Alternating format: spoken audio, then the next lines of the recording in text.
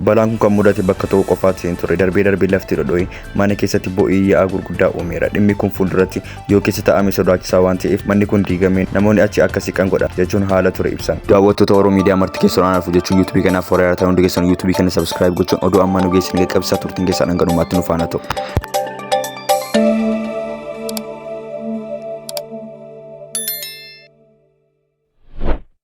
Baay'ina namoota balaa sigigaa lafaa goofaatti du'an 500 ta'uu danda'a jedhama. Balaa sigigaa lafaatti bara naannoo kibba Itoophiyaa godina goofaa keessatti mudateen namoonni du'an mirkanaa'ee 257 caaluu aanga'oonni naannichaa himan.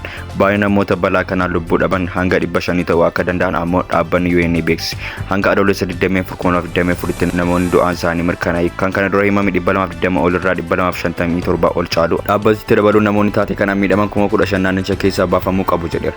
Mootummaanis karoora miidhamtoota iddoo biraatti dabarsuu xumuraa jira jedheera. Balaa sigigaachuu lafaa rooba cimaadhaan wal qabatee dilbata adoolessa 21 fi irraa deebiin wiixata adoolessa 22 ganama mudateen barbaachi reeffa namoota du'anii gaggeeffamaa jiraachuun barame. Naannichatti roobi cimaan ammallee roobaa jiraachuu fi yaadii reeffa namoota biyyoora sigigaatii du'anii harkaan gaggeeffamuunsa adeemsicha rakkisaa akka taasise himame. Namni miseensa maatiisaa 9 balaa kanaan dhabee akka jiru mirkaneessaniiru. Har'a ganama barbaachi namoota miidhamanii sababa roobaan addaan citee ture.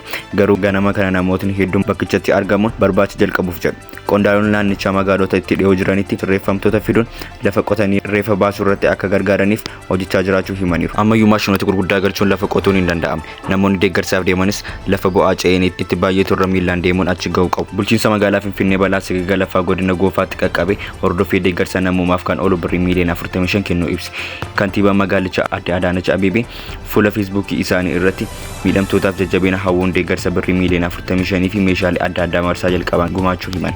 Sigigaa lafaa marsaa lama bakka kanatti qaqqabeen lubbuun namootaa 257 darbuu UN himeera. Waa'ee sigigaa lafaa godina Jimmaatti mudate hanga ammaa kan beeknu. Rooba hamaa tibbana godina Jimmaatti roobee ture hordofee aanaa goomaa ganda oomaa Funxulee fi ganda Qandaamaayitti sigigaa lafaa mudateen miidhaan qabeenya irra gahuu fi jiraattonni bakka jireenya isaanii buqqa'uu aangaan aanicha bate. Balaa mudate kanaanis lubbuun namarraa miidhaan gahe akka hin jirree fi manneen rakkoon irra gahe keessaa miseensota maatii akka baasan itti gaafatamummaan kominikeeshinii godina Jimmaa Faal Raayyaa dubbatan. Itti gaafatamaan kominikeeshinii aanaa goomaa obbo Saadiq Jabriil gama isaaniitiin manneen 4 keessatti lafti kan baqaqee yoo ta'u manneen 5 ammoo haalli isaanii sodaachisaa waan ta'eef jiraattonni manneen isaanii keessaa baafamuu kaasu. Waliigalattis miseensota maatii manneen 9 keessaa baafamuu kan himan aangaan aanicha jarreen kan deebisanii dhaabuufis qaamni buusa gonfaa aanicharraa akka ijaaramee dabalamu himaniiru. Akkasumas balaa sigigaa lafaa ganda Aamumaa Finxulee qaqqabeenis manni 5 guutummaatti akka ka'u murtaa'eera. Mana 5 keessaa tokko diigameera. Mana keessatti dho'iinsi uumameera. Buna akka facaasa 2 yookaan walakkaa hektaaraa ta'u fayyuma fudhatee badeera jedhan aangaan aanichaa haa ibsan.